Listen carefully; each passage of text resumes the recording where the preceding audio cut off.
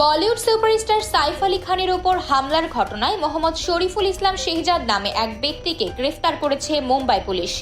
প্রাথমিকভাবে ওই ব্যক্তি বাংলাদেশি বলে সন্দেহ করে পুলিশ।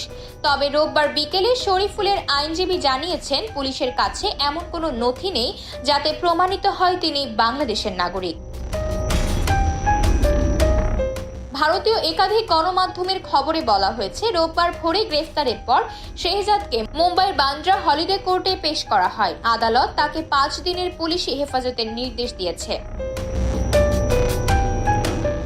এদিকে মুম্বাই পুলিশের বাংলাদেশি তত্ত্ব খারিজ করে অভিযুক্ত মোহাম্মদ শরীফুল ইসলাম শেহজাদের আইনজীবী দীনেশ প্রজাপতি বলেন, পুলিশ যে প্রমাণের ভিত্তিতে তার হেফাজত চেয়েছে তা যথেষ্ট নয়।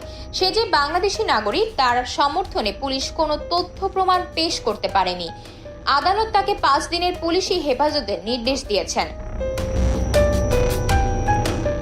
শরীফুলের আরেক আইনজীবী সন্দীপ সেখানে বলেন, প্রথমত সাইফ আলী খান কখনো এমন কোনো বিবৃতি দেননি যাতে বাংলাদেশ বা বিশ্বের অন্য কোনো দেশ তার জীবনের জন্য বিপজ্জনক হয়ে উঠতে পারে। তার কোনো রাজনৈতিক বা আন্তর্জাতিক মামলাও নেই। পুলিশ বিষয়টিকে ঘুরিয়ে দিয়েছে।